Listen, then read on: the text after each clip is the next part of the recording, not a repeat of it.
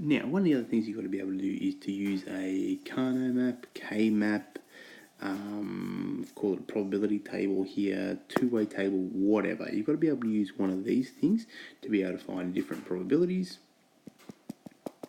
And I thought the best way about doing this is to have a look at this thing, compare it to some Venn diagrams, and then some equations, and we go through some rules and things like that. We'll see how it all pans out. So basically, set up your probability table, your two-way table, A and B, and then not A, not B. And then here we have the intersection of A and B, so it's A and B happening. The intersection of A, not B. The intersection of not A and B. And the intersection of not A and not B. If we trace it across, this will give us a probability of A. This gives us a probability of not A. A and the probability of A gives us 1 if we add them together. If we trace it downwards, we get the probability of B, probability of not B. B plus not B also gives us 1.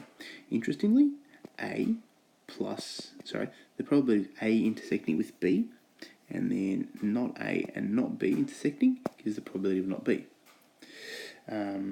So just little things there. So now, basically, in our we can relate this here to this by saying, let's say it's a different color. Let's use green.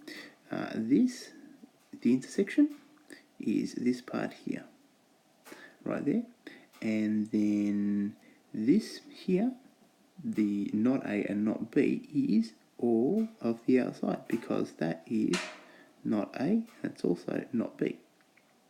I'll use a different colour, try some yellow. Likewise, this not A intersecting with B is just this part, so that's not A and B. That's what that ends up being. And this other one, we'll use purple, A and not B is this here. So that's everything in A that's not a part of B, so we can't include the overlap. Okay, from there, how it all kind of works. Basically, what we do is we use our addition rule, or we can use this one. Now, our addition rule says that the probability of A or B equals the probability of A plus the probability of B minus that. So if we do A plus that minus that, we end up with the union. We can transpose this and bring this over to there, and take this and put it over there, and we end up with the intersection. So intersection equals probability of A plus probability of B minus the probability of the union of A and B. Now remember, the probability of union A and B is not anywhere here. Okay, that is this part and this part, and just the overlap added once. So basically, all of A plus all of B minus the intersection to give us a union. Now, what you can do, you can use this here to find this. Once you've got this to find the intersection, well then the rest of it is easy, because you know probability of A. Well then you can substitute values in there, because these two have to add up to probability of A. Likewise, if you've got for not A, well those two have got to equal. They've got to add up. Same goes down for B. If we want to try and find probability of B, or whatever the case may be, we want to try and find this. A intersection B will go here. Probability of B will go here. The intersection of A and not B goes there. So there's different things we could do. So this colour, I'll use red. These are the only, I think they're the only mathematical laws. This idea of PR, let's draw that again. PR of A intersection with B equals PR times probability of A times the probability of B is not a law. This is not the rule. This is the rule. This is the rule. This is not. This thing here at the bottom, this thing checks if events are independent.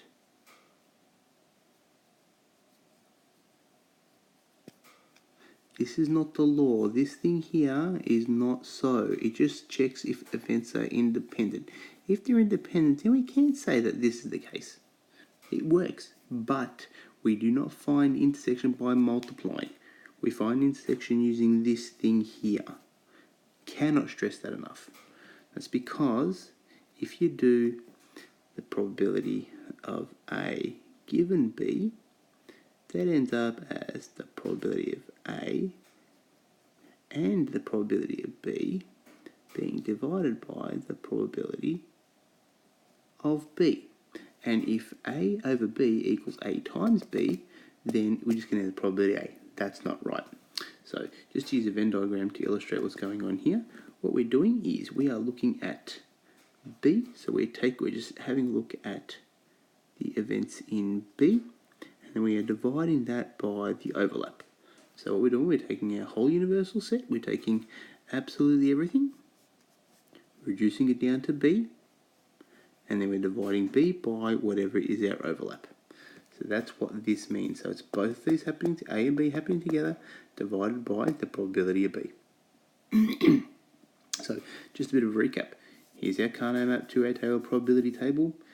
We have the intersection of A and B, intersection of A not B, intersection of not A and B, intersection of not A and not B. Trace it across, we get probability of A, trace it across, probability of not A. A and not A give us 1. Trace it down, probability of B, trace this one down, probability of not B, B and not B give us 1. And then from there, we can then go off and say, okay, A intersecting with B, A intersecting with not B, we add those together with the probability of A, and likewise working our way through. And then we can use this in conjunction with our law here to find whatever it is that's missing when we make it like this, which tells us the intersection. This here equals that plus that minus the union. This represents the overlap. This one is A and not B. This one is B, is not A and B. And this is all around the outside. These are our formulas. That's our addition law. This is not a rule. It just checks if events are independent.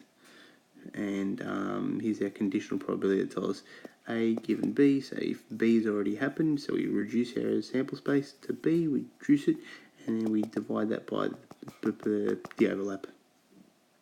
So a bit of probability there.